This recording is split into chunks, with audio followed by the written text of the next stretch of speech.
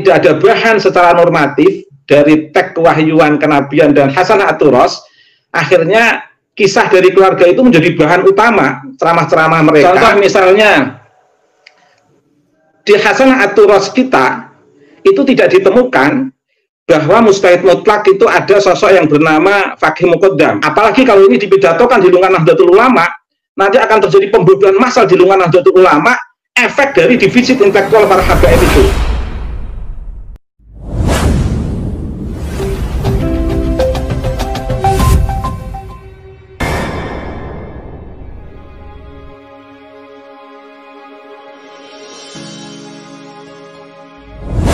Habib hari ini karena defisit intelektual, mereka kemudian nggak bisa lagi membanggakan apa gitu. Akhirnya dibanggakan nasabnya.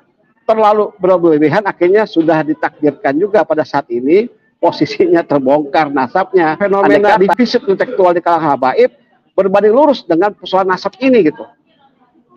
Ya, karena mereka sendiri yang melakukan kesalahan dalam mengkader ya diri mereka sendiri untuk memiliki kapasitas intelektual. Secara mengalir ingin mengawali pembicaraan ini melalui keyword ungkapan dari Kiai Kiki terkait dengan defisit intelektual habaib, Mas. Saya ingin menyoroti dari sebab runtuhnya otoritas keagamaan habaib itu hal yang paling mendasar. Memang seperti yang dikatakan oleh Kiai Kiki, adanya defisit intelektual habaib sebagai sebuah gejala dan fenomena, bukan secara umum. Indikasi yang bisa dibaca oleh beliau, dan itu saya benarkan. Karena pola-pola yang telah berkembang selama ini di beberapa sosial media, itu adalah pola-pola keberagamaan. Keberagamaan yang saling memberikan pembenaran antara satu habaib dengan yang lainnya tanpa adanya basis kajian aturos yang bersumber dari kewahyuan dan kenabian. Sehingga karena minimnya pendalaman kemampuan dalam mengkaji kewahyuan dan aturos di beberapa kesempatan para oknum habaib dalam memberikan ceramah, sehingga dipaksakan yang nampak adalah pola-pola keberagamaan yang diterima dari kaul hikayah, dari satu cerita ke cerita yang lain, mungkin yang berkembang di tengah keluarga mereka, tanpa konfirmasi di teks aturos, kemudian dipidatokan sebagai bahan utama untuk memberikan pengetahuan secara publik. Sehingga keberagamaan yang seharusnya itu historis berkembang dan berubah itu menjadi suatu konsep keagamaan yang normatif. Pengalaman-pengalaman keberagamaan dari satu cerita ke cerita di tengah keluarga habaib itu dipidatokan seolah-olah itu menjadi sesuatu prinsip normatif, prinsip agama. Padahal itu sebenarnya sesuatu yang historis, bahkan konteks historisitas pengetahuan yang disampaikan secara publik itu seharusnya hanya untuk konsumsi keluarga. Tapi karena tidak ada bahan secara normatif dari teks kewahyuan, kenabian, dan hasanah aturos, akhirnya kisah dari keluarga itu menjadi bahan utama ceramah-ceramah mereka, sehingga yang muncul nuansanya memang nuansa kenasaban yang lebih mengunggulkan alkisah-alkisah dari cerita-cerita keluarga itu. Sehingga konteks historis keberagamaan keluarga di antara para habaib itu dijadikan sebagai prinsip normatif, seolah-olah itu prinsip agama, diceramahkan secara publik, yang publik itu notabene adalah komunitas yang menganggap apa yang dikatakan habaib itu adalah prinsip agama, padahal itu adalah prinsip keberagamaan yang tidak memiliki dasar atau rujukan secara aturos atau hasanah abad pertengahan yang didasarkan kepada kewahyuan dan kenabian. Contoh misalnya di hasanah aturos kita itu tidak ditemukan bahwa mustahid mutlak itu ada sosok yang bernama Faqih Muqaddam. Tapi kemudian ditampilkan dalam sebuah ceramah, padahal kisah Faqih Muqaddam itu hanya diterima di tengah keluarga mereka.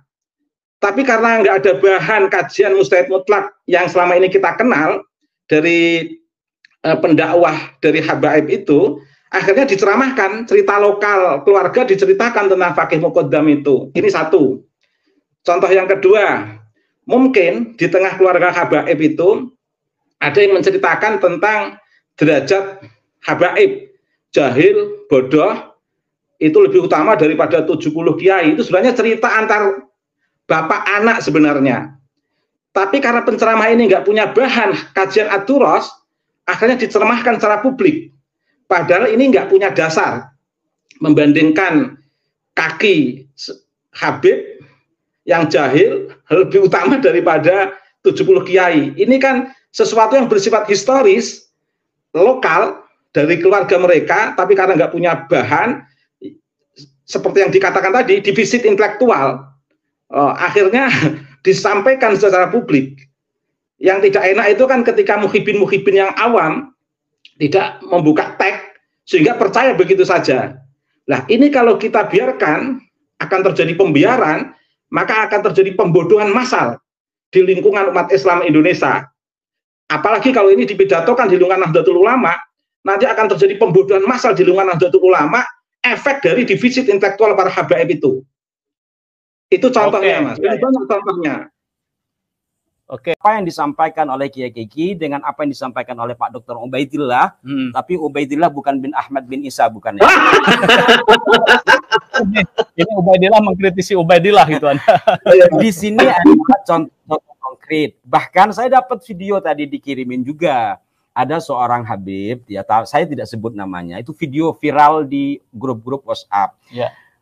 Padahal beliau masa hidupnya belakangan, katanya yang pantas menjadi murid saya itu Imam Syafi'i. Oh, oke, ya. Ini kan lebih parah. Melanjutkan terminologi Kiai Kiki tentang defisit intelektual habaib, saya ingin membaca dengan teori hegemoni dan relasi kuasa. Sebenarnya habaib era kolonialisme dan habaib pasca kemerdekaan sebelum munculnya FPI dan 2014 dan 2019, sebenarnya habaib-habaib ini juga menerapkan sistem hegemonik dan relasi kuasa, Mas.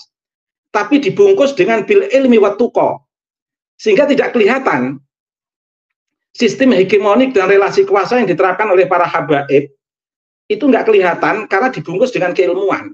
Lah sekarang ini dikatakan 2014-2019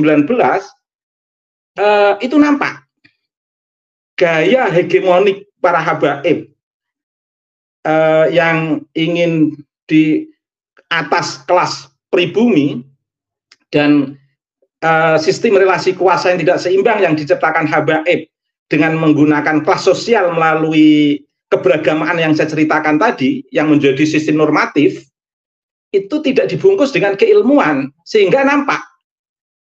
Jadi efek defisit intelektual ini menyebabkan terbongkarnya hegemoni dan sistem relasi kuasa yang diciptakan oleh habaib yang itu membuat tidak nyaman masyarakat pribumi, sehingga terjadi pertentangan-pertentangan publik yang kemudian muncul tesis Kiai Imad itu sebagai penguat bahwa kenapa harus takut untuk membangun sebuah diskursus dialog dengan para habaib.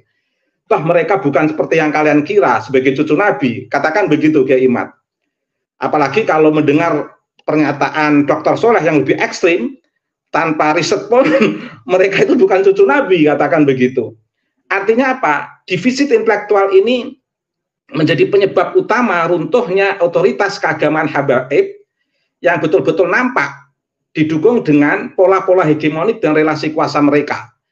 Yang sebenarnya di era sebelum 2014, 2019 atau sebelum munculnya FPI, mereka itu nggak kelihatan. Meskipun sebenarnya sejak kolonialisme pasca kemerdekaan, sistem hegemonik dan relasi kuasa yang tidak seimbang itu sudah diterapkan oleh para habaib, tapi nggak kelihatan karena dibungkus dengan keilmuan dan ketakwaan. Nah sekarang ini nampak karena habaib membangun hegemoni dan relasi kuasa yang tidak seimbang itu tidak dibungkus dengan keilmuan dan ketakwaan, sehingga kelihatan kasar. Cara membangun hegemoni dan relasi kuasanya itu kelihatan kasar. Mengapa kelihatan kasar? Ya lagi-lagi karena defisit intelektual itu tadi.